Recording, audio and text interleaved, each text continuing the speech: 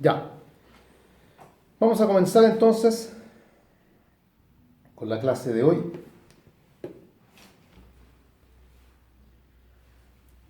Hoy día vamos a conversar de una parte inicial del derecho civil, que es muy breve, le vamos a dedicar un poco de tiempo a la parte de los principios y todo aquello. Y después nos vamos a concentrar en lo que son los atributos de la personalidad. Hoy día la clase, como es la primera, y es para ir aprendiendo un poco cómo manejar los tiempos, no va a ser tan extensa. Ya desde el próximo sábado ya vamos a tener la clase un poco más larga. Así que eso para que lo tengan presente. Tengo que calcular a qué hora, cómo llego a la estación del tren, después el tren a qué hora sale y todo eso. Entonces por eso el primer día es un día casi piloto, se podría decir. Ya, vamos viendo entonces. Yo les voy a ir dando, para quienes no lo sepan, voy a ir dándoles las preguntas y al mismo tiempo yo mismo las voy a ir respondiendo. Si ustedes tienen alguna otra pregunta sobre el tema que quieran hacer, la comunicación la pueden realizar los que están en línea a través del WhatsApp. El WhatsApp del curso ahí lo usan para que yo pueda ir, o sea, lo tengo a la vista acá, así que ahí puedo ir viendo lo que van conversando para ir contestando. ¿Ya? Bien, nuestra primera pregunta, vamos a comenzar con derecho civil, una primera parte que le hemos llamado parte general, y la primera pregunta es, ¿qué es el derecho civil? Una pregunta que puede parecer un tanto liviana, pero no lo es tanto, y que suele generar también más de alguna dificultad cuando uno está rendiendo examen. No es de las cosas que uno espera, es como que a uno le pregunten qué es el derecho, y lo que hay en blanco porque no sabe muy bien qué decir. O bien le preguntan, en este caso, qué es el derecho civil, y uno ahí también queda un poquito atrás mal. ¿Qué es el derecho civil? ¿Quién tiene alguna noción de lo que se puede entender por derecho civil?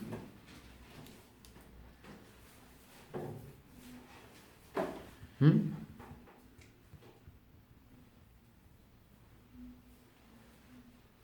¿Alguien sabe lo que es derecho civil? ¿Por qué hablar? No se habla, si no, No sabe, pero nadie quiere hablar. no sé si todos sepan. No sé si todos sepan. Pero alguien debiera saber qué es el derecho civil. ¿Qué es el derecho civil? Imagínense que están en examen y tienen que definirlo. Les preguntan qué es el derecho civil, qué van a decir. Una rama del derecho que regula relaciones entre particulares. Ya, puede ser, algo de eso hay. Siendo más preciso, vamos a decir que no está mala la idea como estructura de concepto. El derecho civil es una rama, ya llamémosla una rama, no está mal, del derecho privado, eso hay que agregarlo, muy importante, porque pertenece al área del derecho privado, una rama del derecho privado que regula las relaciones entre particulares,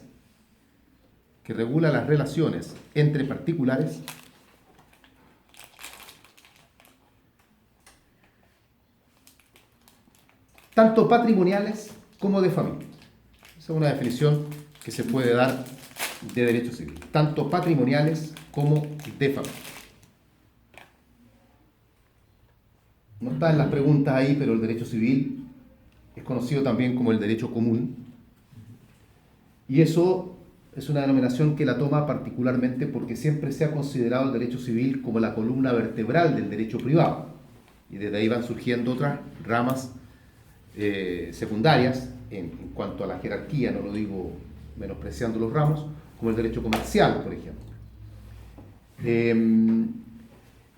Otro punto a destacar, que tampoco están las preguntas, pero que no está de más indicarlo, es que se considera además al derecho civil, y un poco por ahí va también la denominación de derecho común, como un derecho supletorio.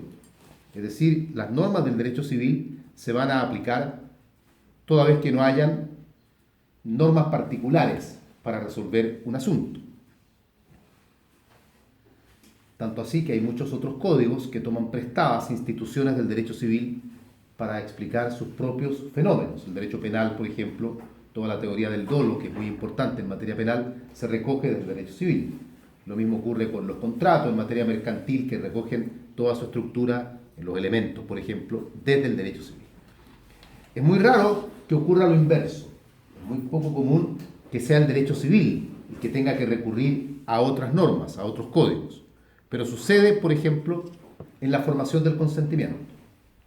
Es un ejemplo, una materia bien especial, porque la formación del consentimiento, no obstante ser un tema netamente civil, está, sin embargo, dentro del Código de Comercio.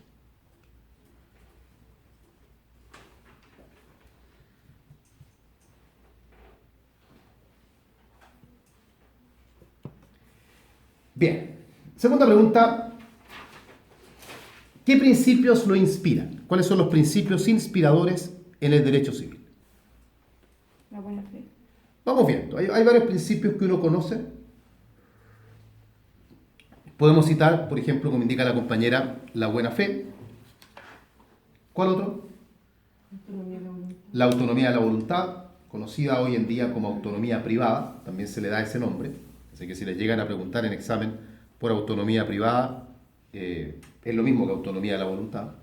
Buena fe, autonomía de la voluntad, ¿qué más? ¿Cuál otro? De los... Ya, el rechazo al enriquecimiento sin causa, que hoy se le llama así, no se le llama enriquecimiento sin causa porque no es eso lo que busca el derecho, no busca que haya enriquecimiento sin causa, sino que busca lo contrario, es el rechazo, el repudio al enriquecimiento sin causa. ¿Cuál más? Libre circulación de... La libre circulación de los bienes, o también llamada libre circulación de la riqueza. La responsabilidad.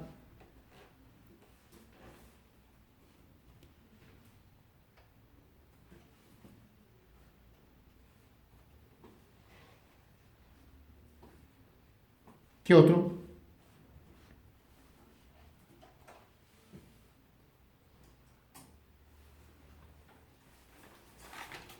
¿Qué otro principio conocen? ¿De cosas juzgadas se aplican?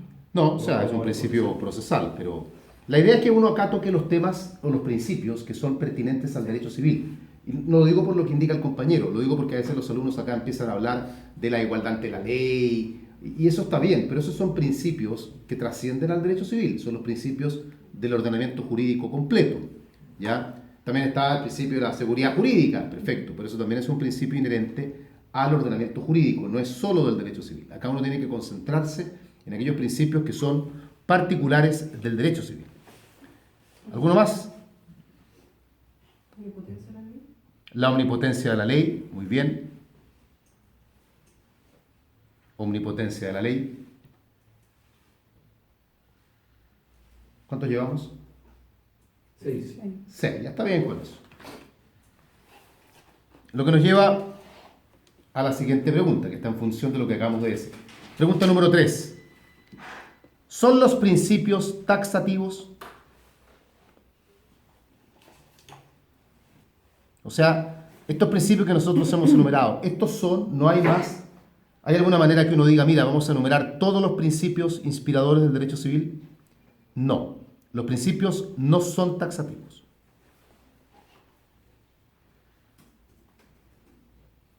Incluso si ustedes miran textos, hay algunos libros por ahí que mencionan 4 principios, Carlos Ducci, por ejemplo. Otros mencionan 6, que es los que hemos señalado nosotros. En otros aparecen 15 principios. O sea, no hay una taxatividad en los principios. Por lo tanto, tampoco esta es una pregunta donde se espere que el alumno los diga todos. Con que ustedes digan 4 o 5 en general, van a estar bien. Pregunta 4. ¿Hay alguno que sea el más importante?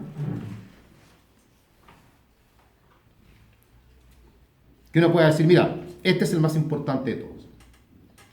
La autonomía de la voluntad. Uno podría subjetivamente estimar que alguno tenga más importancia. Yo creo que si nosotros preguntamos, probablemente muchos diremos sí, la autonomía de la voluntad debiera ser el más importante.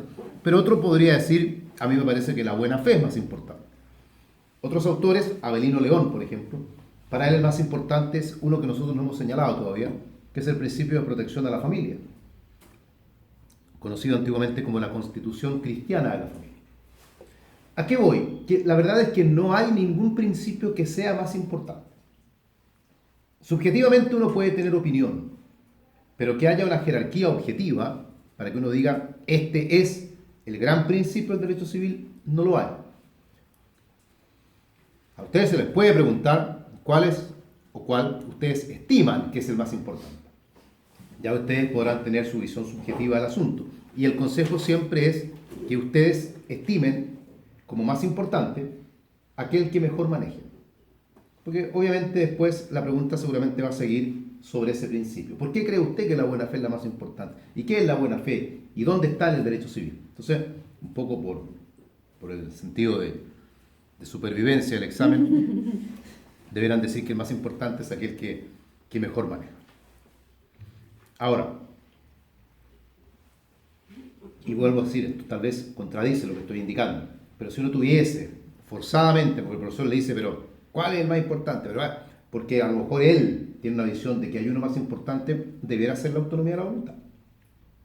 En el derecho privado, por lo pronto, es uno de los principios que mayor impacto tiene, pero depende también de la materia, porque como lo veremos más adelante, la autonomía de la voluntad, por ejemplo, en materia de familia, casi no tiene importancia, siendo que el derecho de familia para nosotros está dentro del derecho civil también, o sea, pertenece a esta gran rama que es el derecho civil, pero ahí la autonomía de la voluntad pierde mucha fuerza. Entonces, por eso tampoco es llegar y decir, hay objetivamente un gran principio. Pregunta 5. ¿Qué límites tiene la autonomía de la voluntad?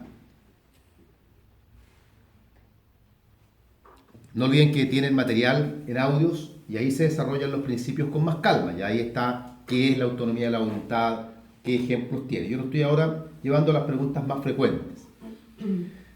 ¿Por qué hablamos de límites? Hablamos de límites porque la autonomía de la voluntad consiste someramente en que uno puede, en el derecho privado, hacer todo aquello que no se encuentre prohibido. O sea, el derecho privado, y en especial el derecho civil, es una rama que nos deja actuar como nosotros queramos. No nos va dirigiendo, no nos va diciendo, usted tiene que hacer esto, esto, esto y esto, sino que es una total libertad. Usted haga lo que estime pertinente. Pero el legislador entiende que tampoco puede dejar al hombre, al individuo, actuar con absoluta discreción, porque tiene que plantearle ciertos límites, tiene que haber un rayado de cancha, como uno suele decir, para que dentro de esos límites el hombre haga lo que estime pertinente. Y esos límites son justamente los límites a la autonomía de la voluntad. Y hay algunos artículos dentro del Código Civil que van dando ciertas pistas sobre cuáles son los límites. No hay ningún artículo que los diga todos, no hay ningún artículo que diga los límites a la autonomía de la voluntad son 2 puntos, 1, 2, 3, 4, pero hay sin embargo normas que uno las lee y uno va de ahí infiriendo, mira, acá hay un límite a la autonomía de la voluntad, acá hay otro, acá hay otro. ¿Cuáles son los límites para ordenarlos? Vamos bien, letra A. Obviamente la ley. Nosotros no podemos, con nuestro afán de querer hacer cosas, vulnerar la ley. La ley es el límite más importante que tiene la autonomía de la voluntad. Y se puede observar a la ley como límite en artículos como el artículo 12,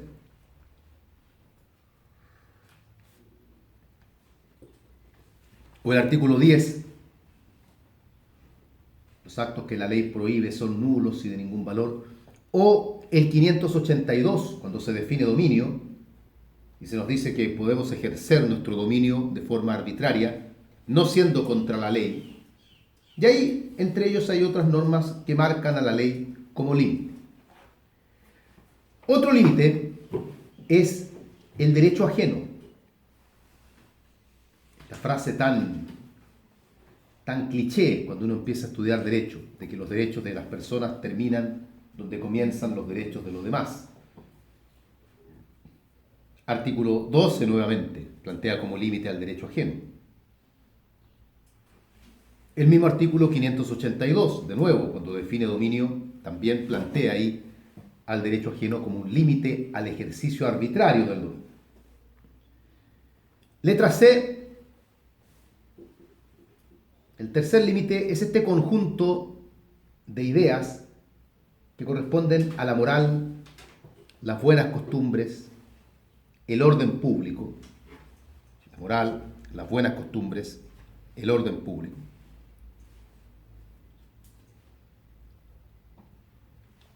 Que aparecen como límite, por ejemplo, en el artículo 1461. Ahí el Código menciona estas limitantes, la moral, las buenas costumbres y el orden público, que son cuestiones hasta cierto punto subjetivas, porque la moral, las buenas costumbres van cambiando a lo largo de los tiempos. Lo que se estimaba moral o inmoral hoy no es lo mismo que se estima moral o inmoral hace 40 o 50 años atrás. Las cosas van cambiando, así que son conceptos un poco volátiles. Andrés Bello, justamente uno de los motivos por los cuales no le gustaba considerar a la moral como parte del derecho, era justamente esto, de que la moral no es que él fuese amoral o inmoral, sino que la moral era un elemento que era muy cambiante, entonces implicaba considerar algo sobre lo cual se podía saber cómo era hoy, pero no se iba a saber cómo era en la medida que avanzara el tiempo. Además que, y esto es materia de introducción al derecho, existen distintos tipos de moral. Está la moral individual, la moral colectiva, la moral religiosa. Entonces también habría que hacer un alcance sobre eso.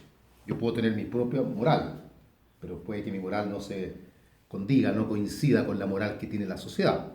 Entonces ahí uno tiene que analizar cuál prima, la moral individual o la moral social. En fin, pero eso, como les digo, eso es de introducción al derecho, no pertenece acá. Pregunta 6. ¿Qué manifestaciones del principio de enriquecimiento sin causa conoce?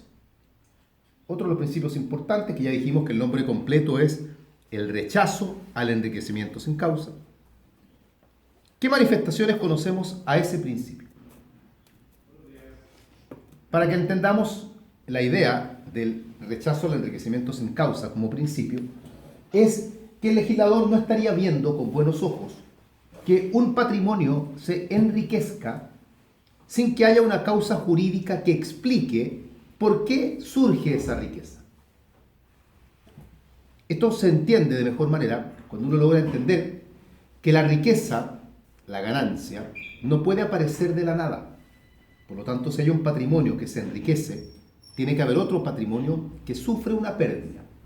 Y por ende, cuando un patrimonio se enriquece injustamente, tiene que haber otro patrimonio que se está empobreciendo injustamente. Y ese paquete completo es lo que al legislador no le gusta. Él no tiene nada con que alguien se enriquezca o alguien se empobrezca, es parte del libre mercado. Pero que si eso va a suceder, que suceda por motivos que sean lícitos. Entonces, a lo largo del derecho, a lo largo del Código Civil, hay varias instituciones donde uno ve cómo el legislador crea instituciones con el afán de corregir algún enriquecimiento sin causa que podría generarse. Por ejemplo, ¿qué institución podríamos nosotros citar que esté vinculada con el enriquecimiento sin causa? Rocío, acá en el grupo WhatsApp, dice la lesión enorme. Ahí hay un ejemplo, claramente la lesión enorme es una institución que va un poco de la mano con aquello. Estimar que, sobre todo en el mercado inmobiliario, porque la lesión enorme, yo sé que la mayoría está pensando en la compraventa, solamente aparece en los inmuebles, y para efectos de que no se abuse, para bien o para mal, en el precio, la ley establece un parámetro aritmético sobre la base de un elemento que se denomina el justo precio. Ahí hay un ejemplo. ¿Qué otro ejemplo sobre el tema del enriquecimiento sin causa uno puede advertir en el código?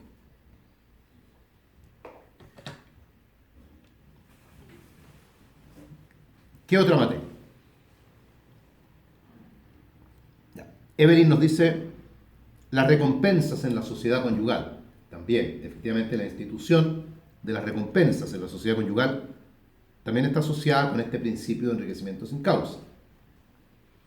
Otro ejemplo, las prestaciones mutuas.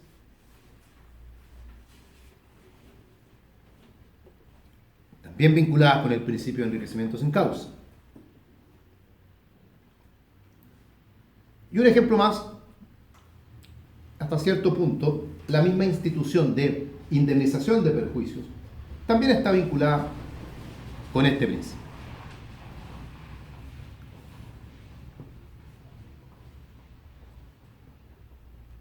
Cuando se preguntan los principios en examen de grado, se suelen preguntar no solamente para que el alumno exponga el concepto, sino que para que él logre cuadrar los principios dentro de las instituciones del derecho civil. Que el alumno pueda decir, ya, perfecto, me estás hablando de la buena fe. ¿Dónde aparece en el código? Entonces, no solamente en los principios saber el concepto. Los principios son preguntas que hay algunos profesores, los más viejitos a veces, que les gusta mucho hacer, ¿ya? Porque son preguntas transversales, de esas que le permiten al profesor partir de un tema, pero de ahí te disparas a una gran variedad de materias. Imagínense, ahora hemos hablado de enriquecimiento sin causa, hemos tocado compraventa, acción reivindicatoria, ahí están las prestaciones mutuas, sociedad conyugal, cumplimiento de las obligaciones, o sea, temas de familia, temas patrimoniales. Entonces es un abanico que se abre y que le permite luego al profesor tomar algunos de esos temas y desde ahí ir continuando con la línea del examen. Pregunta 7. Lo mismo que hicimos recién ahora, pero con otro principio. ¿Qué manifestaciones de la libre circulación de los bienes conoce? Dejamos de lado el principio del enriquecimiento sin causa, nos vamos ahora a la libre circulación de los bienes, o también conocido como libre circulación de la riqueza. De este principio, ¿qué manifestaciones conoce? Este principio es un principio cuya principal inspiración es que no hayan patrimonios o bienes que se encuentren estancados, sino que el titular tenga siempre la posibilidad, si él quiere, de enajenar bienes. Claramente a uno no se le puede obligar a enajenar, esa es una decisión que se toma individualmente, pero que si yo quiero vender esta mesa, que tenga la posibilidad de hacerlo. Y hay instituciones que entrampan la libre circulación de los bienes. Y ahí aparece entonces el legislador tratando de corregir ese entrampamiento. Entonces, ¿qué instituciones hay que estén vinculadas con esta? Por ejemplo, la muerte presunta.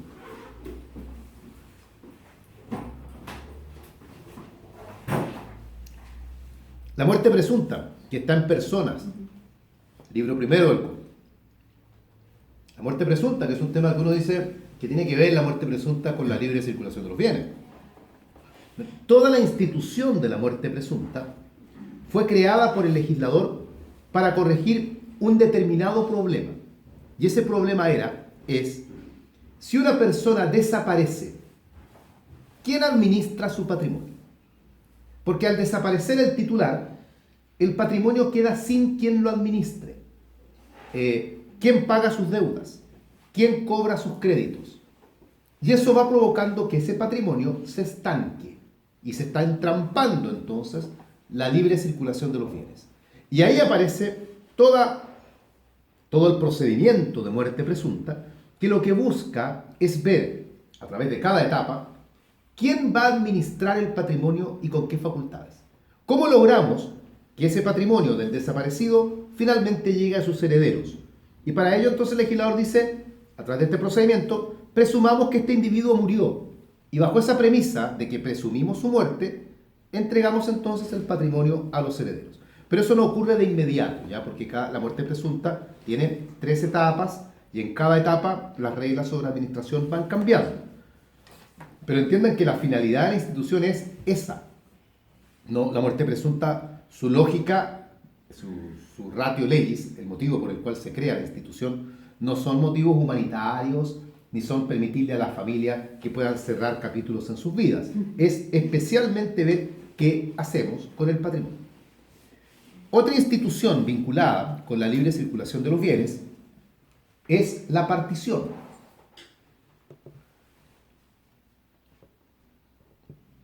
La partición es la manera como se le pone término a una comunidad. Las comunidades que pueden terminar de varias maneras, no solamente por la partición, pero su forma más natural de terminar es la partición. La comunidad es una figura jurídica que atenta a la libre circulación de los bienes. Porque mientras exista comunidad, nos encontramos ante el gran inconveniente, que ustedes lo van a verificar cuando trabajen también, porque llegan casos, muchos casos vinculados con esto, de que los bienes que están en comunidad no se pueden enajenar salvo que estén todos los comuneros de acuerdo. Y donde no opera la mayoría, sino que tiene que ser la unanimidad, o como el código lo llama en varias ocasiones, actuar de consuno, es decir, todos actuar como uno. Y esa unanimidad es muy difícil de alcanzar. Porque si nosotros los que estamos en la sala somos comuneros de un auto y lo queremos vender, siempre va a haber al menos uno de nosotros que no va a estar de acuerdo con lo que los demás opinen. No va a querer vender, o también le parece mal el precio, o le parece mal la forma de pago. Y eso, en buen chileno, nos echa a perder el negocio a todos. Porque no podemos obligar a un comunero a aceptar la decisión de los demás. Son 1000 comuneros y uno dice que no y 999 dicen que sí. La respuesta final es no. Entonces, eso se evita a través de la partición. Con la partición, el legislador dice, con esto destruimos la comunidad. Y es por eso, por ejemplo, que la acción de partición no prescribe. Porque el legislador quiere que la partición se acabe, que quiere que la comunidad, se acabe, y que no exista una figura asociada con tiempo, que a uno le digan, ¿sabes qué? Llevas tanto tiempo en comunidad que ya no la puedes dividir, ya no le importa. Ustedes son comuneros hace 40 años, la acción de partición todavía está vigente. Es por eso que la partición la puede pedir cualquier comunero sin que los demás quieran. Para pedir la partición, ahí no necesitamos actuar por unanimidad. Al contrario, 1000 comuneros, uno quiere hacer la partición, 999 no quieren, la partición se hace. Porque uno quiere hacerla, se hace la partición. Incluso el legislador dice, si no se ponen de acuerdo en cómo hacerla, tienen que ir a juicio. Y ahí aparece el juicio de partición. Bien, ahí tienen entonces algunas manifestaciones de este principio de la libre circulación de los bienes. Pregunta 8, para ir cerrando la parte preliminar sobre los principios. ¿Qué tipos de buena fe existen? ¿Qué tipos de buena fe existen? Ustedes saben que la buena fe es un principio de los principios más tradicionales, que el código la define en materia de posesión, diciendo que es la conciencia de haberse adquirido el dominio por medios legítimos, exentos de fraude y de cualquier otro vicio. Y la doctrina, para efectos didácticos, señala que la buena fe se puede dividir en dos. Hay dos áreas, dos manifestaciones de la buena fe. Algunos las llaman la buena fe subjetiva y la buena fe objetiva. O sea, algunos hacen esa distinción en ese sentido. Buena fe subjetiva, buena fe objetiva. Y otros, haciendo lo mismo, pero cambian la denominación. A la buena fe subjetiva la llaman estar de buena fe. El estar de buena fe. Y a la buena fe objetiva la llaman el actuar de buena fe. Entonces la pregunta se puede hacer en los dos sentidos. Buena fe objetiva y buena fe subjetiva, o que explique el alumno qué significa estar de buena fe y qué significa actuar de buena fe. La buena fe subjetiva, el estar de buena fe,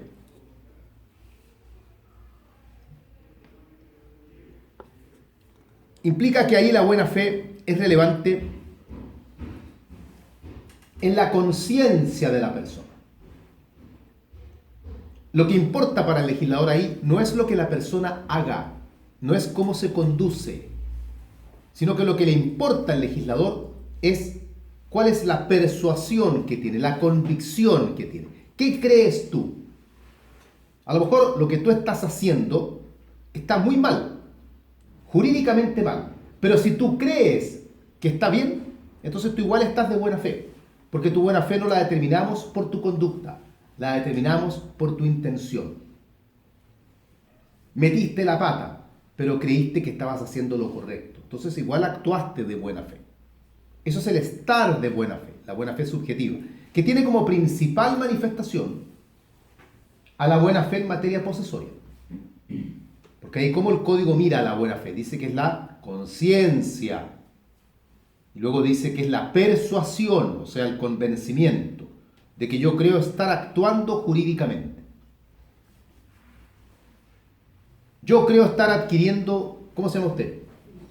Felipe. Felipe me está vendiendo una bufanda. Yo creo que la bufanda es de él. Y si yo la compro, yo estoy adquiriéndola de buena fe, porque yo tengo la convicción de que estoy adquiriendo el bien de manos del dueño. La realidad indica, en cambio, que la bufanda no le pertenece a Felipe. Felipe la robó por ahí. Usted tiene cara de que podría hacerlo, Felipe, más que...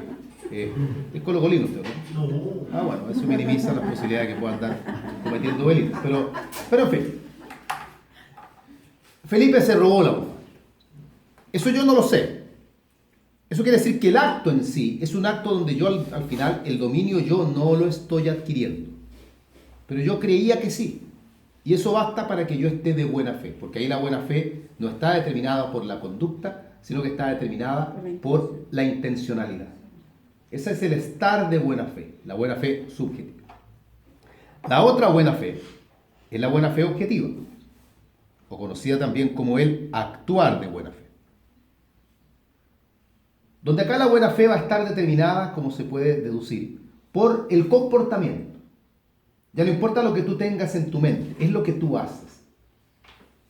La buena fe apunta aquí al resultado, no a la intención. La gran manifestación de la buena fe en el actuar de buena fe está en el artículo 1546. Cuando el código dice los contratos deben ejecutarse de buena fe. Los contratos deben ejecutarse de buena fe. O sea, el contrato cuando se cumple, se debe cumplir de buena fe. Eso quiere decir, por ejemplo, que si yo tengo que entregar un caballo, yo debo buscar el caballo que tenga una calidad a lo menos mediana para poder cumplir. Porque si yo busco el caballo más enfermo que tengo y con él pago, yo no estoy de buena fe, porque estoy cumpliendo la obligación a sabiendas que no estoy con ello logrando cumplir con la expectativa que tiene el acreedor. Ahí el código en el 1546 ya no nos habla de la conciencia, ni la convicción, ni la persuasión, va a algo fáctico, la ejecución del contrato. Este artículo 1546 fue muy criticado, particularmente por el alcance que tiene. Esto nosotros está también en el material, pero la vida, por llamarla así, la vida de los contratos está dividida en 3 etapas. La primera etapa, yendo en orden temporal, es la preparación del contrato, que dice relación con todas las tratativas preliminares. Luego está la segunda etapa, que es la celebración del contrato, y la tercera etapa, que es la ejecución, el cumplimiento. El Código Civil solo mira a la buena fe en la última etapa. Dice que los contratos deben ejecutarse de buena fe. Pero la doctrina ha dicho que ahí el Código incurre en un error, porque la buena fe debe estar presente en todas las etapas. Los contratos se preparan de buena fe, se celebran de buena fe, se ejecutan de buena fe. Y no que la buena fe aparezca solamente en la parte final. Ya, ahí tenemos entonces algunas preguntas sobre lo que son los principios para ir entrando un poco ya en. Nos metemos ahora ya derechamente en los atributos de la personalidad. Recordemos que hablamos de atributos, o la doctrina, mejor dicho, habla de atributos, para referirse a estas calidades que tenemos todas las personas por el solo hecho de ser personas. Esto no tiene que ver con la edad, no tiene que ver con la diferencia de sexo, no tiene que ver con nada. Usted es persona, usted tiene los atributos. Y los tiene desde que es persona. O sea, esto no tiene que ver, como digo, con la edad. No es que uno vaya a tener los atributos al cumplir 18 años o al cumplir 7. No, usted nació y ya tiene los atributos. Ahora, hay varios atributos.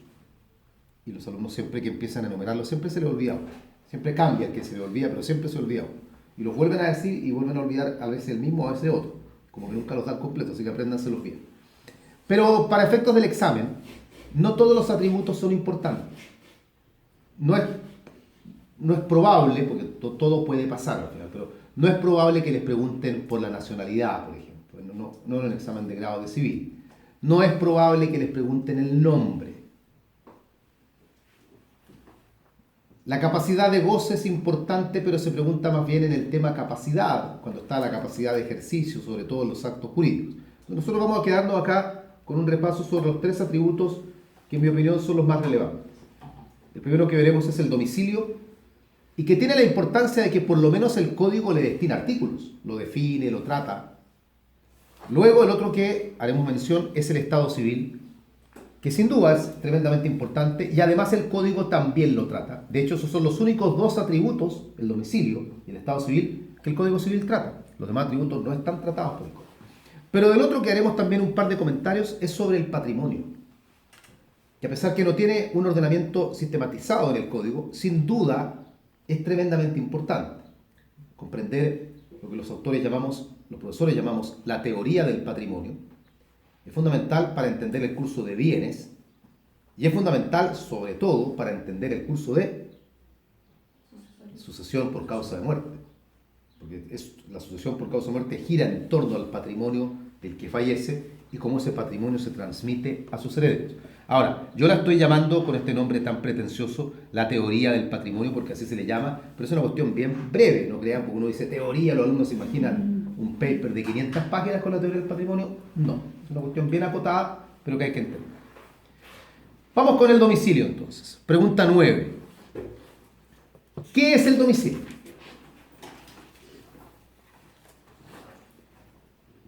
Y aun cuando a mí en general no me gusta que estemos en clase repitiendo las definiciones que ya están dadas por ley, porque es cuestión de estudiarlas y nada más, sí me importa la definición de domicilio porque tenemos que recoger desde ahí algunos elementos. ¿Tiene definición legal? ¿La da el artículo? Ya no importa. No es necesario en general que recuerden los números de los artículos, ¿ya? Es más, intentar recordarlos muchas veces provoca que el alumno se equivoque con el número y el profesor tiene que corregirlo y el alumno empieza a perder confianza en lo que responde, en fin. De todas formas, el artículo es el 59. Dice la definición que el domicilio es la residencia acompañada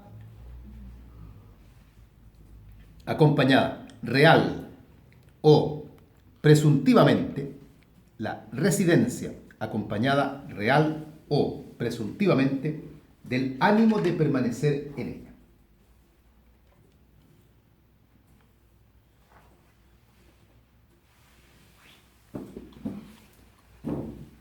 O sea, mirando la definición, y eso lo vamos a ver ahora porque hay una pregunta sobre el tema, podemos concluir que el domicilio tiene dos elementos bien marcaditos.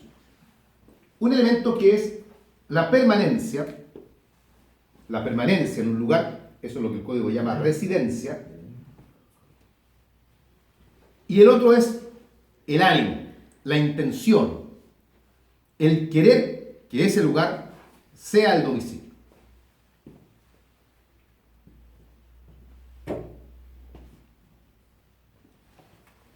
Supongamos que, ¿cómo se llama usted?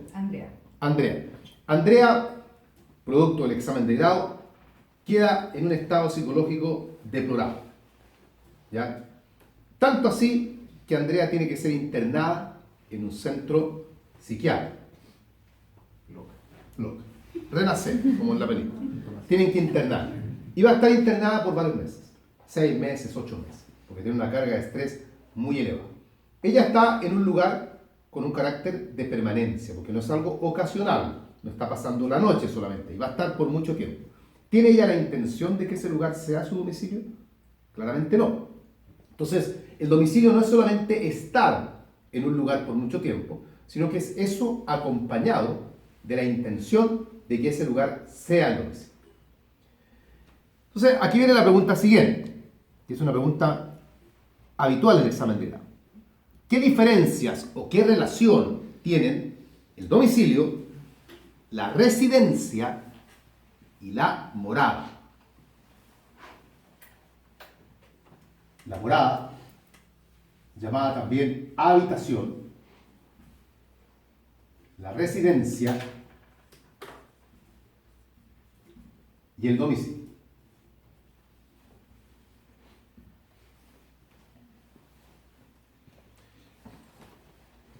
En el domicilio, como está dicho ya, existe permanencia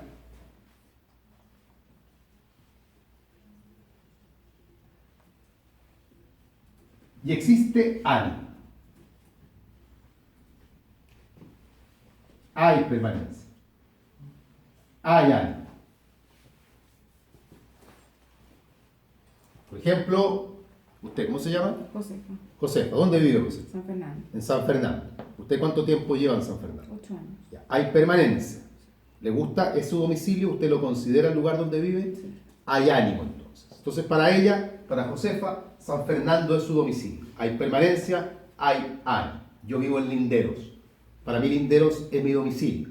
Hay permanencia, hay ánimo. ¿Dónde vive usted? En Rancagua. ¿Cuál es su nombre? Sergio. Sergio vive en Rancagua. Rancagua tiene para él permanencia, tiene ánimo. Eso es el domicilio.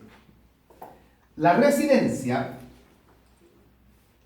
hay permanencia, pero no hay ánimo. Permanencia hay, ánimo no hay.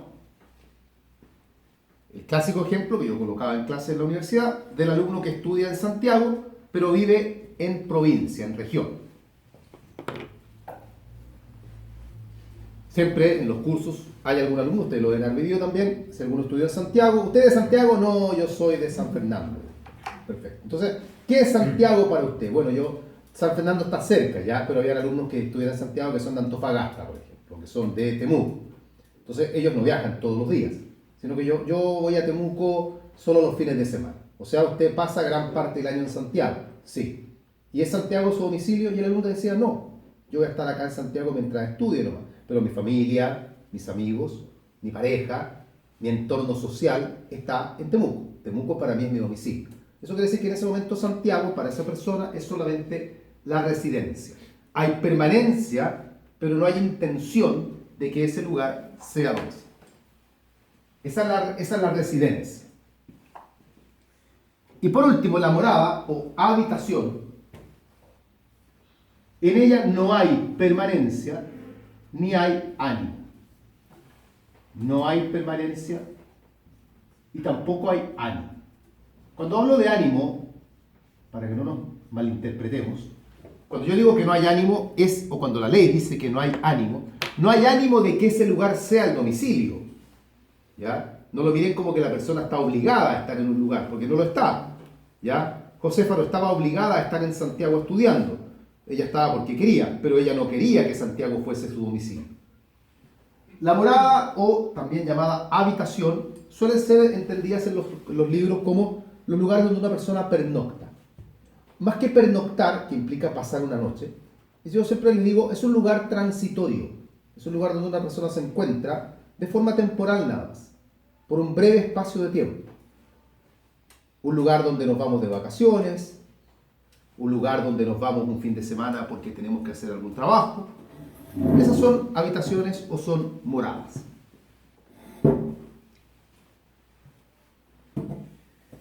Ahora, cada uno de estos elementos o cada una de estas formas de vincularse con un lugar tienen importancia. Desde luego el domicilio es la más importante de todas y sirve para un sinnúmero de fines en que el legislador alude al domicilio. El testador deberá mencionar su domicilio en el testamento. La demanda deberá ser presentada en el domicilio del deudor.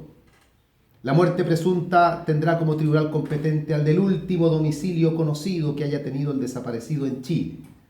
La sucesión se abre en el último domicilio del causante. La residencia también tiene relevancia para algunos temas. La oferta, el consentimiento se entenderá formado en el lugar en que reside el destinatario cuando acepta.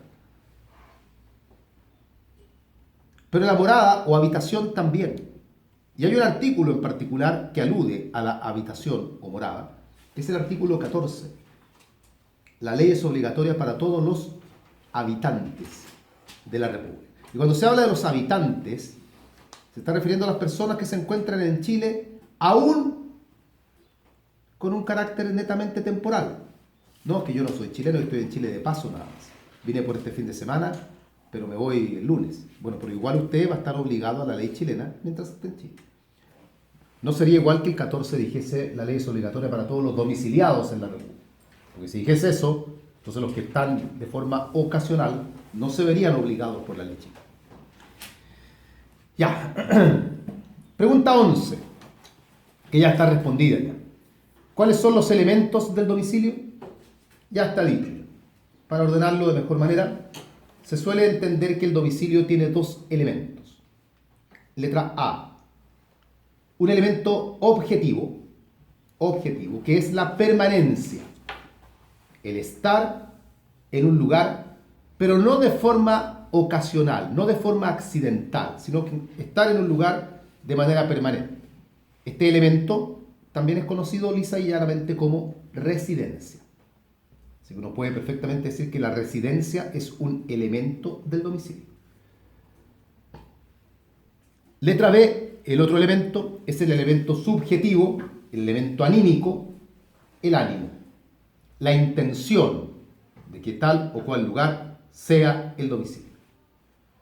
Los dos elementos son importantes porque el solo ánimo tampoco sirve. Yo puedo tener anímicamente la intención de que mi domicilio sea la ciudad de Nueva York. Pero si yo no estoy en Nueva York no es mi domicilio. por mucho que yo emocionalmente así lo quiera. Así que no es solamente el ánimo, es la residencia acompañada del ánimo de permanecer en ese lugar. Pregunta 12. ¿Cómo se clasifica el domicilio? ¿Qué tipos, qué clases de domicilio tenemos?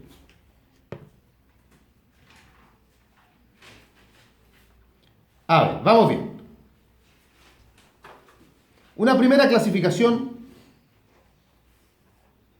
atendiendo al espacio territorial que comprende,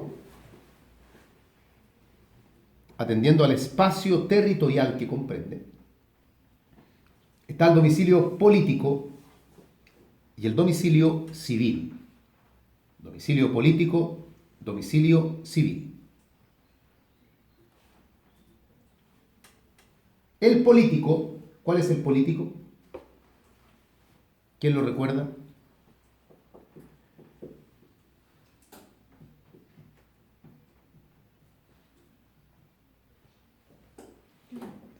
¿No? Ya, el domicilio político es el que corresponde al territorio del Estado donde una persona se encuentra. En nuestro caso, nuestro domicilio político es Chile. No porque seamos chilenos, porque podríamos tener cualquier otra nacionalidad, pero nuestro domicilio político es Chile porque estamos en Chile. Da la coincidencia que es nuestra nacionalidad también, pero es porque eso es lo más común, es que la nacionalidad coincida con el domicilio político. El domicilio civil, en cambio, es aquel que corresponde a un lugar determinado dentro del territorio del Estado.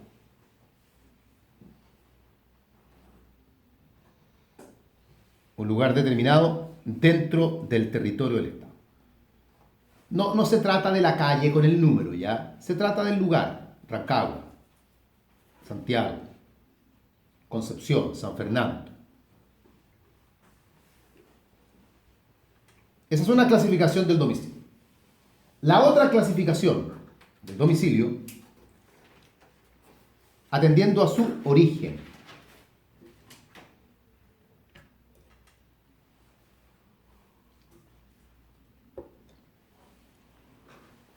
Tenemos domicilio real, ya lo voy a ir explicando, domicilio legal y domicilio convencional. Real, legal, convencional. Domicilio real es el domicilio que corresponde a aquel en que la persona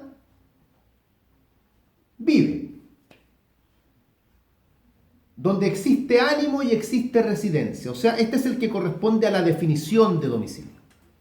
Josefa vive en San Fernando, porque ella quiere vivir en San Fernando. No la están obligando. Ese es su domicilio real. Mi domicilio real es Linderos. Ahí vivo yo. El domicilio real de Sergio es Rancagua. Ahí vive Sergio. Ese es el domicilio real. Mi domicilio real no es Santiago. Yo trabajo en Santiago, pero yo no vivo en Santiago. Y aunque yo pueda pasar 3 días a la semana en Santiago, o sea, más de la mitad, del tiempo en Santiago, cuando a mí me preguntan dónde vive, yo no digo Santiago. Entonces, mi domicilio real es aquel donde está la residencia y está el año. El domicilio legal, en cambio, es aquel domicilio que está impuesto por ley. Aquel domicilio que una persona tiene porque la ley se lo impone. Y da lo mismo si la persona quiere o no quiere vivir ahí, e incluso da lo mismo si la persona realmente vive o no vive ahí.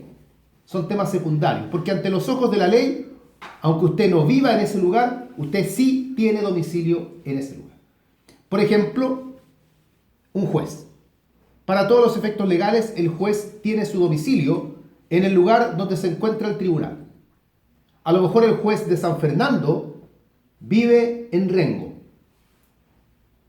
Pero no importa, para todos los efectos legales, el juez de San Fernando tiene domicilio en San Fernando. Los sacerdotes legalmente tienen su domicilio donde se encuentra la parroquia a la cual pertenecen.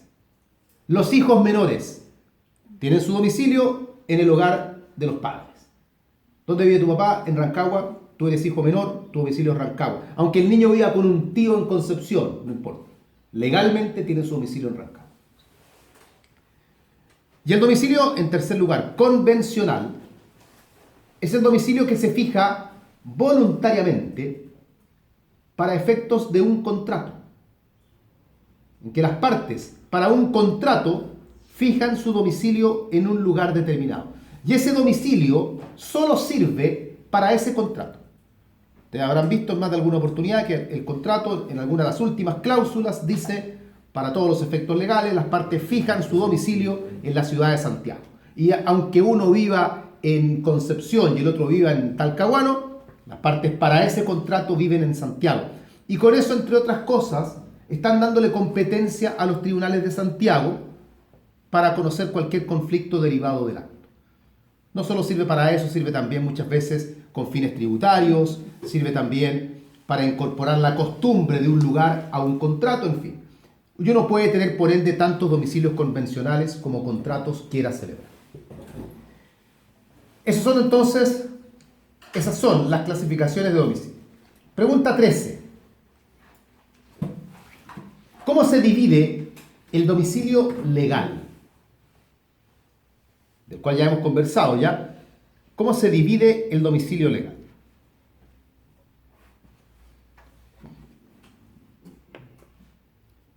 El domicilio legal, y recuerdo que el domicilio legal es aquel que una persona tiene, porque así lo señala la ley, el domicilio legal. El domicilio legal se divide en atención a la razón, al motivo por el cual la ley impone ese domicilio.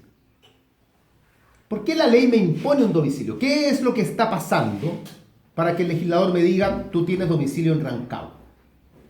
Entonces, el domicilio legal se suele dividir en dos. Letra A. El domicilio legal asociado con el cargo que se desempeña. O sea, aquel en que una persona va a tener un domicilio producto de la función que cumple, de la labor que desempeña. Ahí está el juez, que lo hemos dado como ejemplo. Ahí está el sacerdote, que también lo habíamos dado como ejemplo. Las personas que son sometidas a elección popular, concejales, alcaldes, también por ley tienen el domicilio en el lugar aquel donde son elegidos, aunque realmente no vivan ahí.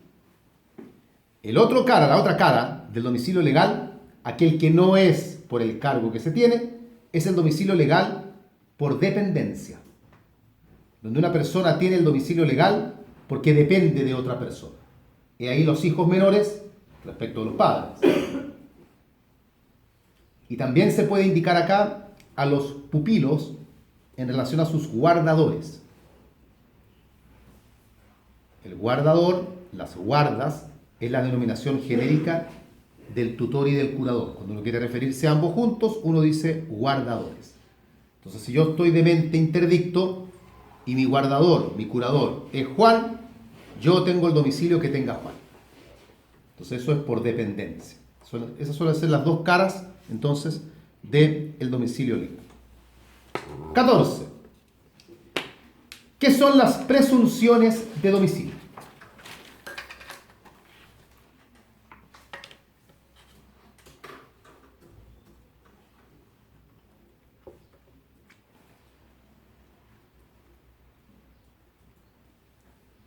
A ver, como acá en el domicilio como tema, hay muchos elementos que son hasta cierto punto subjetivos. El legislador va señalando que hay ciertas conductas que hacen presumir que una persona tiene domicilio en un lugar, pero también dice que hay ciertas conductas que no nos tienen que llevar a pensar que una persona tiene domicilio en un lugar. Y así entonces las presunciones se dividen en presunciones positivas y presunciones negativas. Presunciones positivas, presunciones negativas.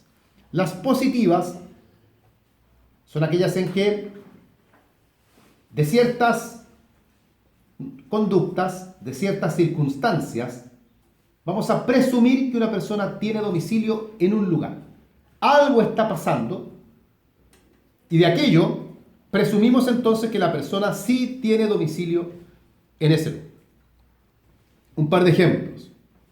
El código dice que se presume el domicilio de una persona cuando ésta abre en un lugar un negocio para atender personalmente de aquellos que se ejercen por largo tiempo. Por ejemplo, yo abro un estudio jurídico en Curicó, se presume que Curicó es mi domicilio. Un estudio jurídico es algo que el abogado tiene que atender personalmente y nadie abre un estudio jurídico por una semana. Se supone que es algo permanente. O yo que vivo en Linderos, abro una botillería en Paine para atenderla yo personalmente. También se entiende que tengo domicilio en Paine, se presume, porque he abierto un lugar, el código dice botica, en fin, puede ser un establecimiento profesional de aquellos que se atienden personalmente por largo tiempo. Eso hace presumir que se tiene domicilio en ese lugar. Otra presunción de domicilio,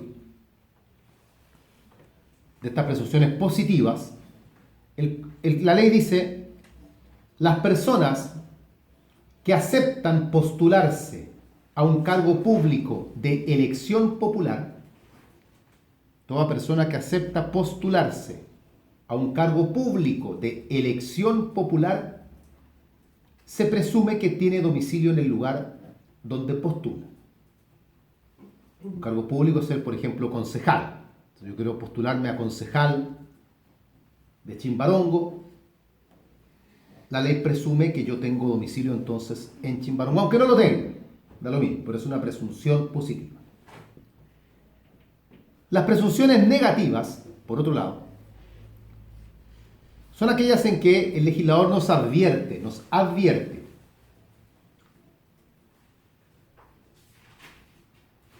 que hay ciertas circunstancias que no deben ser interpretadas como domicilio. Ojo con estas circunstancias, porque estas circunstancias no tienen que ser consideradas como domicilio. Por ejemplo, el código dice, el solo hecho de que una persona se avecinde en un lugar, el solo hecho de que una persona vaya a estar mucho tiempo en un lugar, no constituye domicilio. La sola circunstancia de que una persona viva por mucho tiempo en un lugar no constituye domicilio cuando esa persona tiene a su familia y a su círculo social en otro lugar.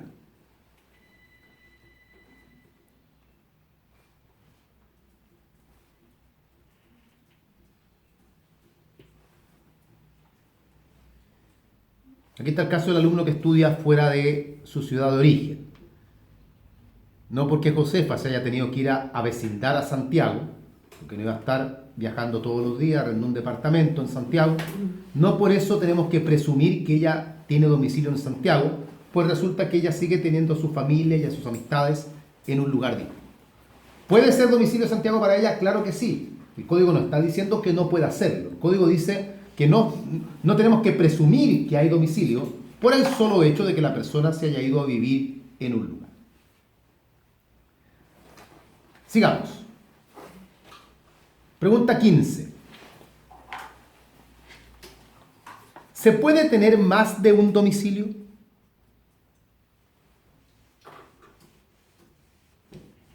Fíjense que la gran mayoría de los atributos de la personalidad son individuales. Yo solo puedo tener un nombre, solo puedo tener un patrimonio, solo puedo tener un estado civil. Pero el domicilio es un atributo en que el legislador sí permite que haya pluralidad. Y lo reconoce. Se reconoce la llamada pluralidad de domicilios.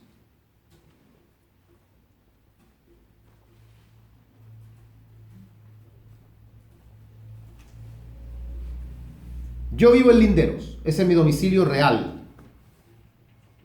Pero ¿y si yo abro mi oficina en Santiago? También se va a presumir que tengo domicilio en Santiago. Ya ahí tengo dos domicilios ya, Santiago y Buin.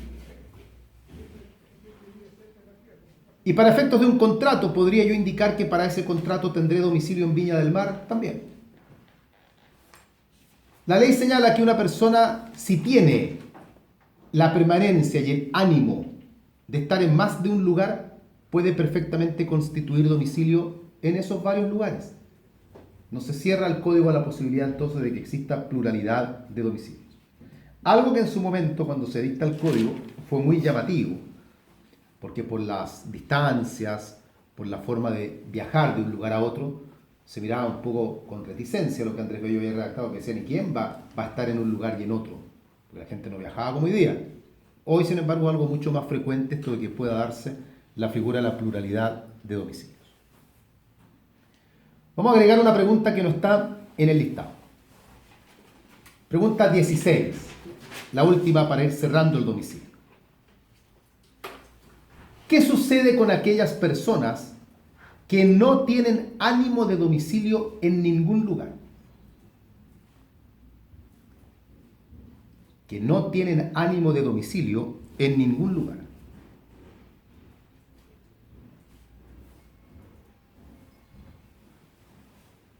Por ejemplo, los gitanos, los trabajadores de circo,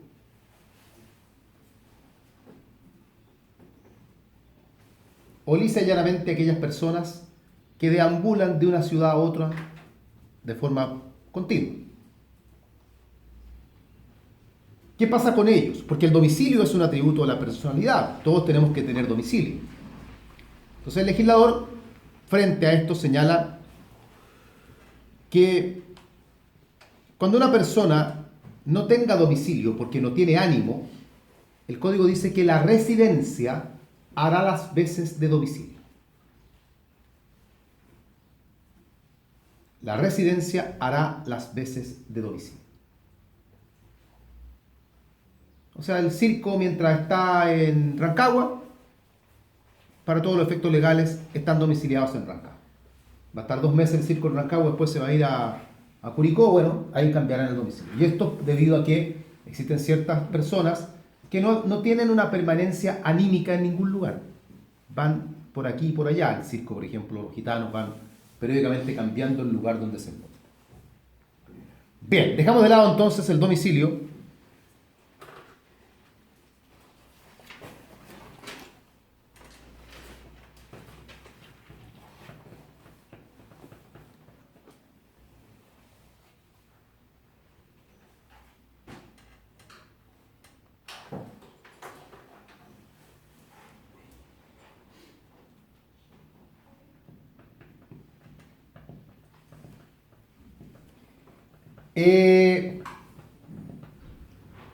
Pasamos al Estado civil. Pregunta 17. Cambiamos el orden de la numeración.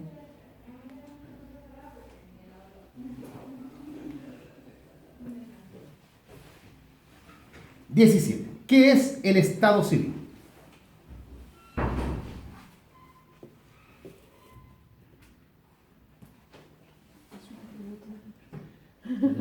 El código, y nuevamente el código tiene definición legal, pero vamos a ver la definición, porque la definición del código es muy mala. Entonces hay que criticarla y hay que enfocar el tema.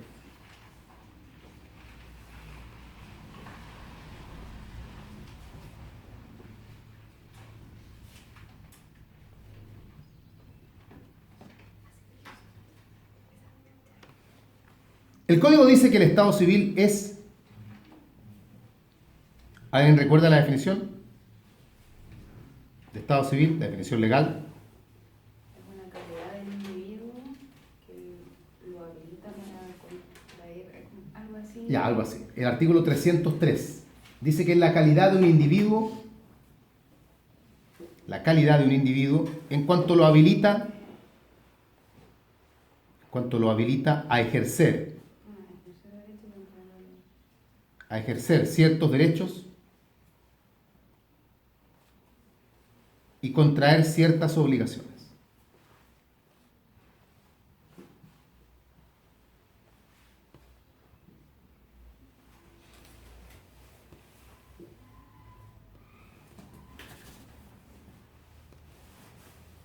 ejercer ciertos derechos y ciertas obligaciones. Esa es la definición legal. Pregunta 18. ¿Qué críticas se le hacen a la definición?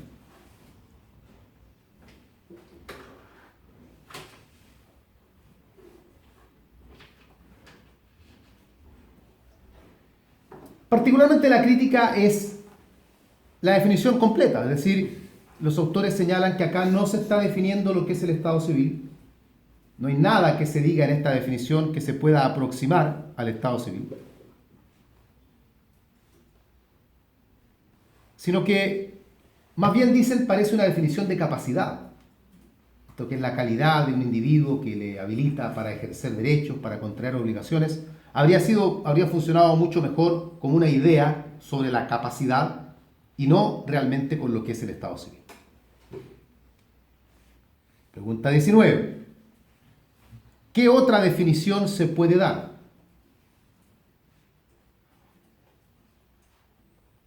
¿Qué otra definición se puede dar? Bueno, claramente cuando hay una definición legal que no es buena, uno tiene que igualmente aprenderse la definición legal porque no hay ninguna excusa para pasarla por alto.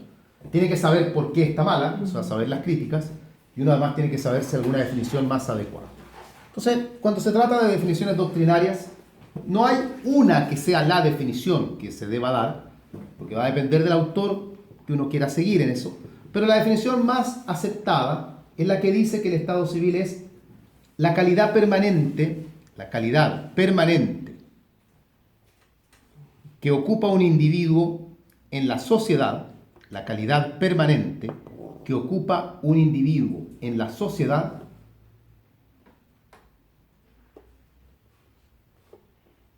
derivada de sus relaciones de familia. La calidad permanente que ocupa un individuo en la sociedad derivada de sus relaciones de familia. Carolina dice, en lugar de calidad, ella dice la posición permanente. También pueden decirlo así. Por eso les digo que, siendo doctrinarias, ahí pueden cambiar una palabra por otra, la que les permita aprender con mayor facilidad el concepto. De repente uno tiene mayor afinidad con ciertas palabras y las aprende más fácil que otras. Entonces ahí pueden ir cambiando. Con eso nos quedamos entonces como definición de lo que es el Estado civil. Volviendo a un tema anterior, Evelyn me está preguntando sobre el domicilio. ¿Qué sucede con las personas que están privadas de libertad? En el caso de ellos, ¿qué se les considera como domicilio? El Código trata el tema, no lo trata directamente, pero se permite inferir que respecto a las personas privadas de libertad, esas personas no tienen domicilio en el lugar donde se encuentran privados de libertad. O sea, si usted está en una cárcel, no por eso tiene domicilio en la cárcel, en la medida que usted tenga domicilio en otro lugar. O sea, si me meten preso a mí, por ejemplo, por un año, pero yo sigo teniendo mi familia y mis asuntos en Rancagua, yo sigo teniendo domicilio en Rancagua, aunque la cárcel esté en Santiago. Así que no por estar privado de libertad en un lugar se va a interpretar como que uno tiene domicilio en ese lugar. A menos que el que esté privado de libertad no tenga realmente domicilio en otra parte.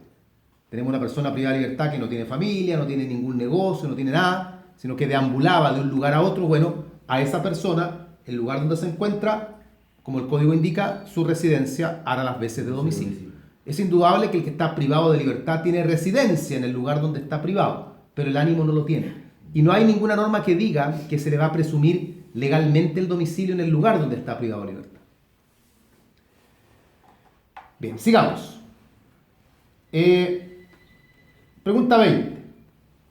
¿Cuál es el motivo por el cual el Código Civil desarrolla el Estado civil? ¿Por qué lo trata?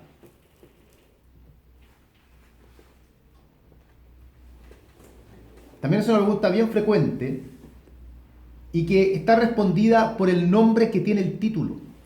Porque el título, donde se trata el Estado civil, no se llama del Estado civil. El del domicilio, por ejemplo, se llama del domicilio. Pero el del Estado civil tiene otro nombre. Se llama de la prueba del Estado civil. Entonces, el tema que al legislador le interesa respecto al Estado civil es cómo se prueba el Estado civil. Y esa es la razón por la cual el Código termina tratando al Estado civil, para explicar cómo se prueba el Estado civil de una persona.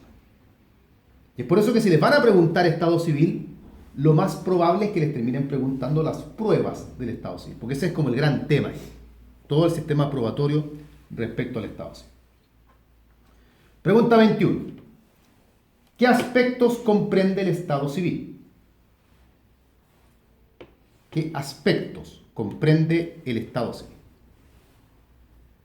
Y aquí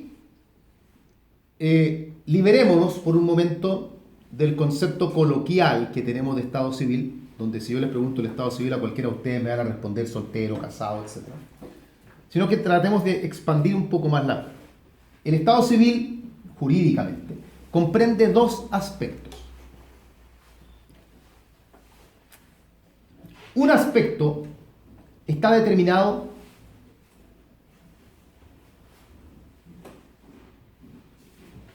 por la relación de pareja.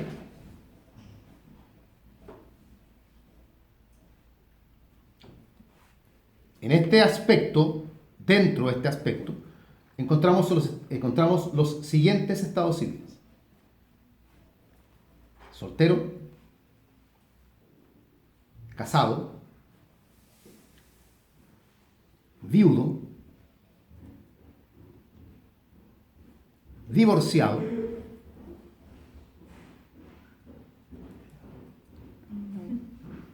conviviente civil, que es el que se origina por el acuerdo de unión civil.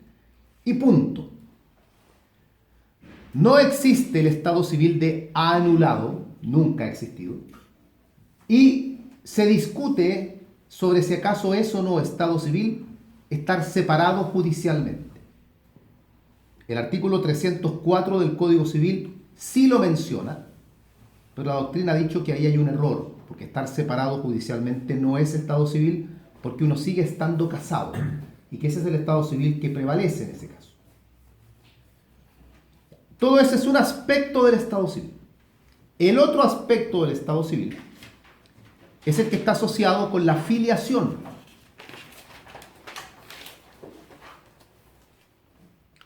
Y acá los estados civiles son padre o madre,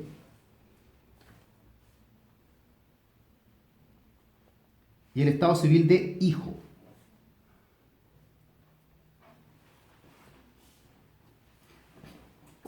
Entonces el estado civil no es solamente lo que tenga que ver con si estoy o no estoy casado, es un poco más amplio que aquello.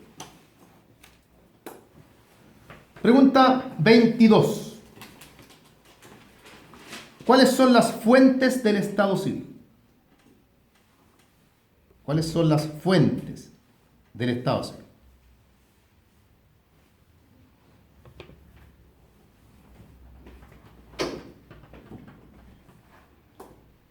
Tampoco acá hay una materia que sea objetiva donde yo les diga todos los autores la tratan igual, sino que va variando, pero la forma más común de tratar las fuentes del estado civil son las siguientes. Letra A, actos jurídicos. Actos jurídicos, o sea, fuentes voluntarias del estado civil. Por ejemplo, como ejemplos de actos jurídicos que pueden dar origen o que pueden modificar un estado civil, tenemos el matrimonio, no, porque ese no es voluntario, el reconocimiento de hijo, el acuerdo de unión civil,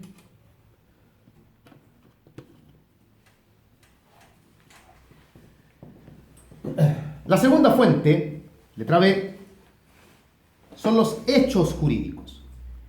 Ciertos hechos jurídicos que también provocan un impacto en el estado civil.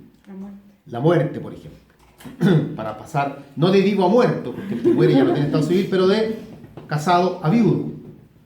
O también el nacimiento, otro hecho jurídico que también es fuente del estado civil. Y la tercera fuente es la sentencia judicial. Ahí estaría el divorcio o un reconocimiento forzado, por citar un par de ejemplos.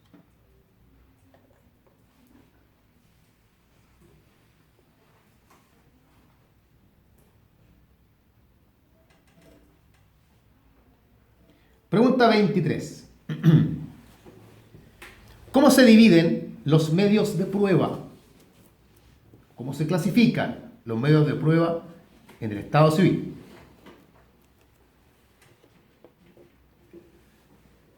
El código no los clasifica de ninguna manera abiertamente, ¿ya? Pero la doctrina, también para efectos didácticos, suele dividir a los medios de prueba del Estado civil en dos: los llamados medios de prueba directos y los medios de prueba indirectos.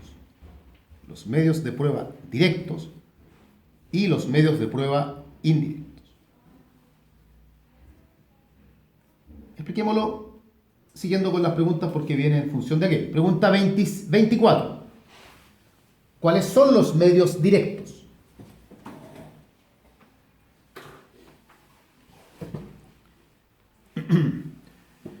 A ver, los medios directos son todos aquellos medios que tienen su origen en el registro civil. El registro civil es una institución, un organismo que fue creado precisamente para dar fe de los estados civiles. Luego ha ido expandiendo su campo de competencia en otras áreas, ¿ya? Pero inicialmente la función del registro civil era esa. Entonces, todos los documentos que emanan del registro civil son medios de prueba directos. Entiéndase principalmente las partidas. La partida de nacimiento, la partida de defunción, la partida de matrimonio, la partida de acuerdo de unión civil. Y los textos antiguos mencionan también la partida de bautismo, que históricamente también se inscribía en el registro civil porque daba fe de quiénes eran los padres, en fin. Y también se puede agregar como medio directo los certificados, que emanan también del registro civil, que en realidad los certificados son documentos que contienen extractos de las partidas. El certificado de nacimiento es un extracto de la partida de nacimiento. Y es tanto así que la información que un certificado contenga no necesariamente es igual a la de otro. Un certificado de nacimiento puede indicar el nombre y la fecha de nacimiento, otro podría indicar el nombre de los padres también. Todo depende de la información que uno requiere. Un certificado de matrimonio puede indicar el nombre de los cónyuges y la fecha del matrimonio nada más. Otro puede indicar además en qué régimen están casados. Todo va a depender para qué. Esos son los medios de prueba directos. Pregunta 25, creo. 25. ¿Cuáles son los medios indirectos? Los medios indirectos son todos aquellos que no tienen que ver con el registro civil. Todos los demás medios de prueba que no tienen su origen en el registro civil. Escrituras públicas,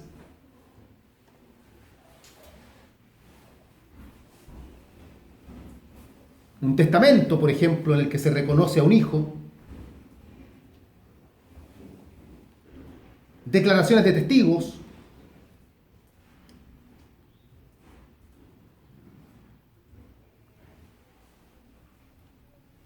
y en especial un medio de prueba particular del Estado civil que se denomina la posesión notoria del Estado civil. La posesión notoria del Estado civil.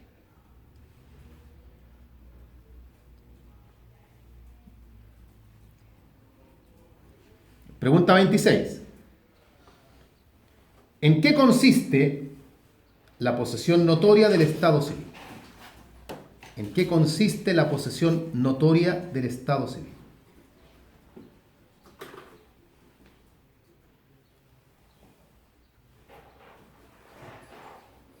Ya, mire, este es un medio de prueba propio del Estado civil, está regulado por ley, no es un medio de prueba que podamos emplear para probar otras cosas. Voy a probar una compraventa por posesión notoria, no, solo el Estado civil. Y consiste en comprobar por cualquier medio, en general por testigo, porque es lo más práctico al fin y al cabo, pero se comprueba por cualquier medio que una o dos personas, dependiendo del estado civil que queramos demostrar, han tenido conductas propias del estado civil que se alega. Se intenta demostrar por medios de prueba, generalmente por testigos, que las personas han tenido conductas propias del estado civil que se pretende probar y que esto se ha mantenido por el tiempo exigido por ley. Esto último lo aclaro porque no todos los estados civiles, no todas las posesiones notorias exigen la misma cantidad de tiempo. Se intenta demostrar, por ejemplo, que Pedrito es mi hijo y no hay ningún documento formal que así lo acredite, pero se demuestra o se intenta probar que entre Pedrito y yo han existido conductas propias de padre e hijo. Ya Pedrito vive conmigo en mi casa, yo le pago los estudios. Para el Día del Padre, él me hace regalos. Para la Navidad y su cumpleaños, yo le hago regalos. Él me presenta frente a todos sus conocidos como papá.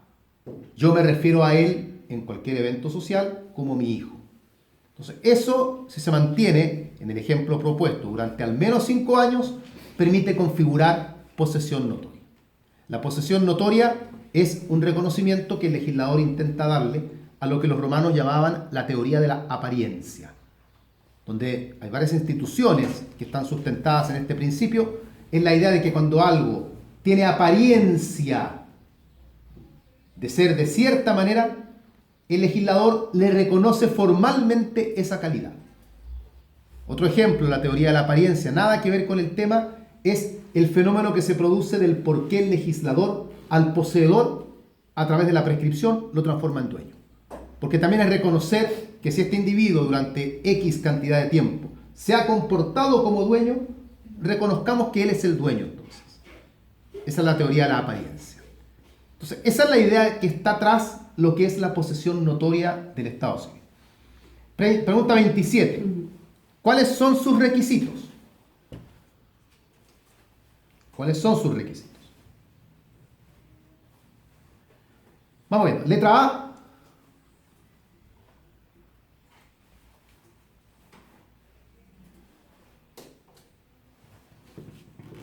Que se trate de estados civiles que admitan posesión notoria.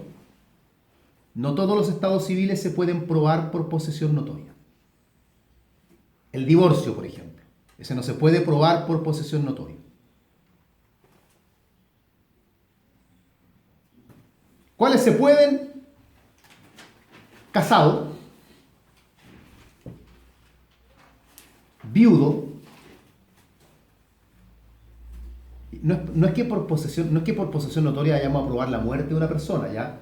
Pero si por posesión notoria yo demuestro que Pedro y María tenían conducta de casados, pero Pedro ahora está muerto, yo puedo demostrar que María es la viuda entonces, para efectos sucesorios, por ejemplo.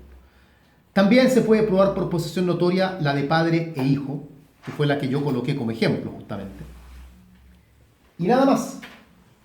Y ahí la doctrina actualmente discute, porque no hay norma que diga nada al respecto, sobre si podría probarse por posesión notoria o no la de conviviente civil. ¿Ya? Porque si se puede la de matrimonio, la de conviviente civil se debiera. Pero la de matrimonio se puede porque la ley expresamente lo señala. Entonces hay una discusión por ahí sobre esto. Ese es el primer requisito entonces. Segundo requisito,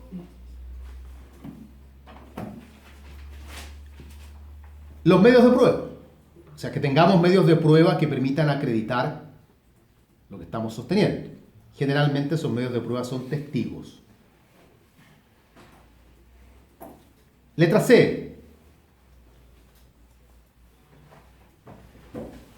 Los elementos conductuales. Los elementos conductuales, que son el nombre, el trato y la fama. Nombre, trato y fama.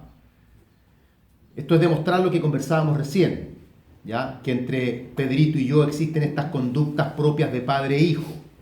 El trato es, por ejemplo, que yo lo educo, le pago los estudios, lo tengo viviendo en mi casa, salimos los fines de semana a jugar al parque. La fama, que yo lo presento como si él fuese mi hijo, que él públicamente se refiere a mí como papá, que nuestro entorno, mis amigos, mis compañeros de trabajo, me reconocen como el padre de Pedrito, que sus compañeros de colegio me ven como el padre de Pedro, que los profesores del colegio no me ven solo como el apoderado, sino que me ven como el padre de Pedro. Son algunos elementos, el nombre, el trato y la fama. Último requisito, el tiempo. Porque esto que estamos describiendo debe haberse dado por un cierto espacio de tiempo que señala la ley. ¿Cuánto tiempo? Depende. Para los estados civiles derivados del matrimonio, entendamos casado y viudo, el tiempo mínimo es 10 años. O sea que estas conductas uno debe demostrar que se han ido dando al menos por 10 años. Y en el caso de los hijos, el tiempo mínimo que exige la ley son 5 años. Eso desde ya tira por la borda cualquier probabilidad de probar posesión notoria de hijos que no tengan 5 años de edad.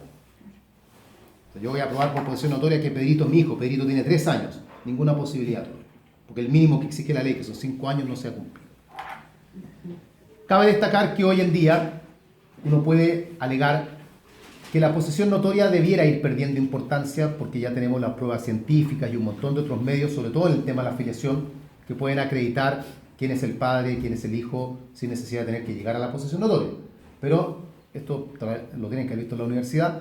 Frente a la colisión de pruebas, cuando tenemos enfrentados, por ejemplo, estamos peleando para ver quién es el papá de Pedrito. Tenemos por un lado al sujeto A, que ha demostrado ser el papá de Pedrito a través de la posesión notoria, y el sujeto B, que ha demostrado ser el papá de Pedrito a través de las pericias biológicas. El legislador dice que prevalece la posesión notoria. O sea, el legislador es de la idea que tiene que serle reconocido el rol de padre al que realmente ha actuado como padre por sobre aquel que solo lo ha engendrado. Entonces, por eso la posesión notoria no ha perdido importancia. Uno podría pensar que sí, pero no la ha perdido. En el matrimonio es más difusa la historia porque entiendan que la posesión notoria era un medio de prueba muy importante cuando los registros civiles funcionaban a mano, a lápiz, cuando se escribía todo. Entonces no había línea, no había registro, se quemaba el registro civil y se iba al diablo todas las partidas. Entonces ahí la posesión notoria tenía mucha más importancia. Hoy es diferente, está todo en línea, es muy difícil concebir que haya una pareja que se casó hace un año y que no tenga registro en el registro civil. Debiera haber algo. Es que se quemó el registro civil, no importa porque ahora todo está en la nube, entonces ya es diferente. Pero siempre pueden ocurrir fenómenos como que hackeen el sistema, borren todos los antecedentes, en fin, siempre podría pasar. Por eso la posesión notoria como institución sigue. Pregunta 28. ¿Cómo termina el Estado civil? Esta es una pregunta casi retórica. El Estado civil termina con la muerte. No termina antes. O sea, yo vivo no dejo de tener Estado civil. Termina con la muerte. Cuando usted se muere, se acabó el Estado civil. Pero no se va a acabar antes. Es que me divorcié. Bueno, ahora es divorciado entonces. No prescribe. La pregunta hoy no tiene tanta trascendencia, pero alguna vez la tuvo, porque en Chile existía una institución que se llamaba la muerte civil, y con la muerte civil el Estado civil también se perdía. La muerte civil correspondía a aquellas personas que ingresaban a algún clero religioso, donde tenían que renunciar a toda su vida terrenal. Entonces ya no eran sujetos de derecho, ya.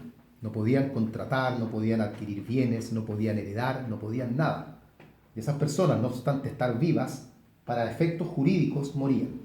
Entonces se hablaba ahí en ese caso de la muerte civil. Pero esa ya no existe, ya.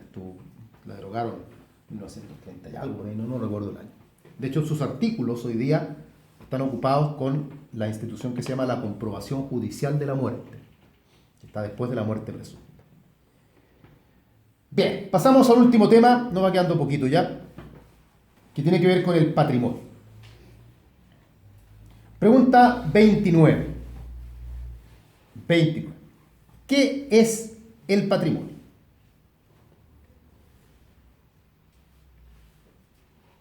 No está definido por la ley, pero la definición es como bien estándar. Todos decimos siempre lo mismo. Decimos que el patrimonio es el conjunto de derechos y obligaciones, de una persona avaluables en dinero. Conjunto de derechos y obligaciones de una persona avaluables en dinero. Es el concepto más clásico.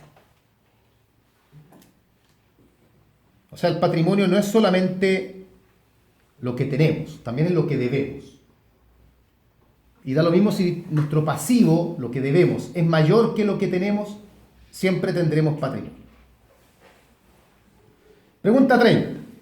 ¿Qué teorías existen respecto de él? ¿Qué teorías existen respecto de él?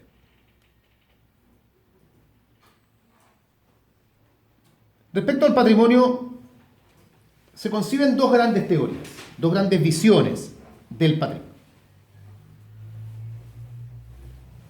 Una teoría conocida como la teoría clásica,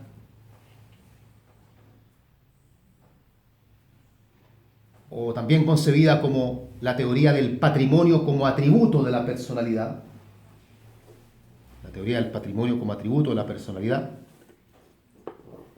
que tiene como principales argumentos o principales postulados que toda persona tiene patrimonio, toda persona tiene patrimonio,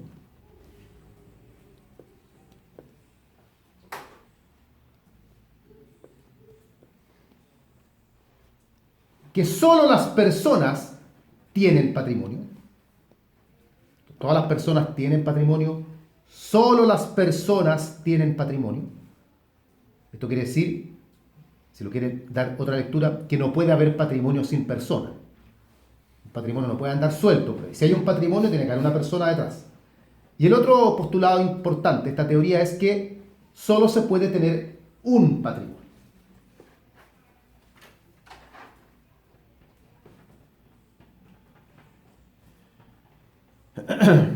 La segunda teoría es la teoría moderna, que de moderna el nombre no es porque lleva ya varios siglos, pero es la teoría moderna,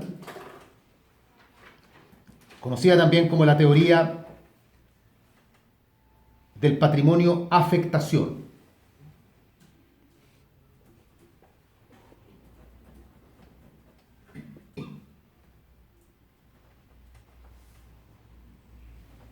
Esta teoría propone que una persona puede tener más de un patrimonio.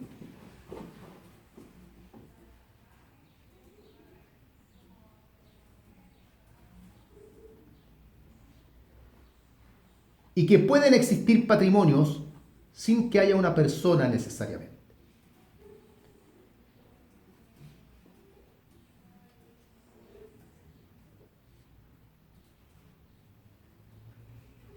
En Chile se sigue la teoría clásica.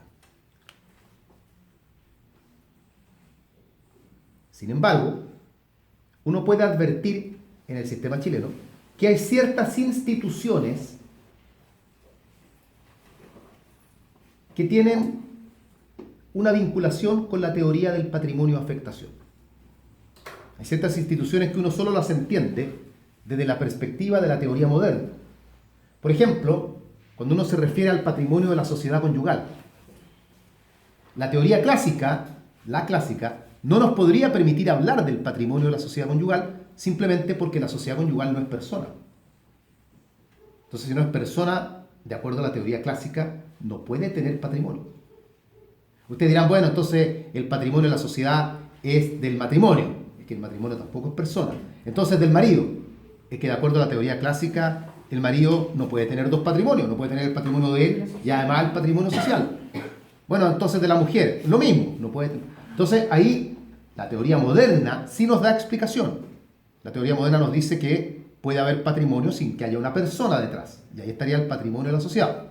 Otra institución que también tiene resabio lo mismo, el patrimonio reservado de la mujer, también en materia de familia. La teoría clásica no nos permitiría hablar del patrimonio reservado de la mujer, porque ¿cómo entonces la mujer va a tener dos patrimonios? Si ya tiene un patrimonio que es el propio, no puede tener otro patrimonio que sea el reservado. Entonces ahí uno encuentra la explicación en la teoría moderna. Por eso es que al patrimonio de la sociedad o al patrimonio reservado, también en doctrina nos los llama patrimonios de afectación, porque hace eco a esta teoría justamente, la que explica que una persona puede tener más de un patrimonio o bien que pueden haber patrimonios sin que hayan personas.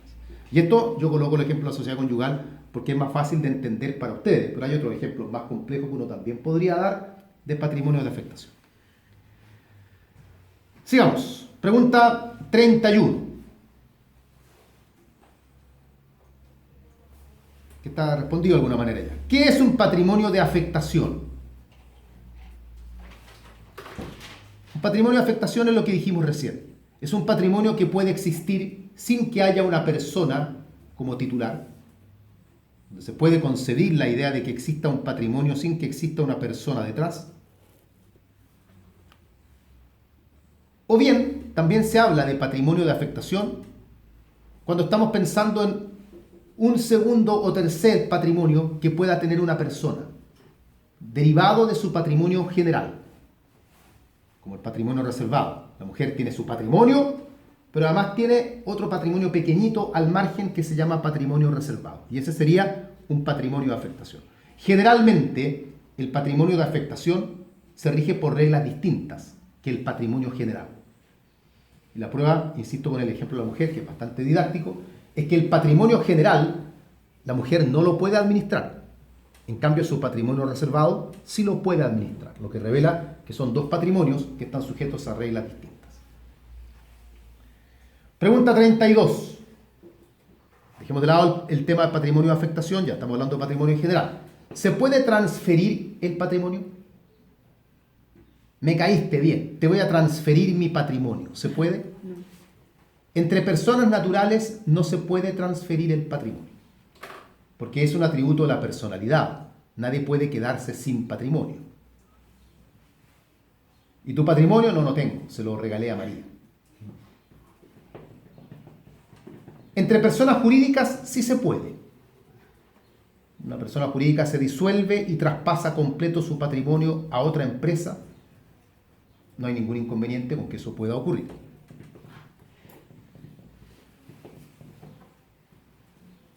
Última pregunta, 33.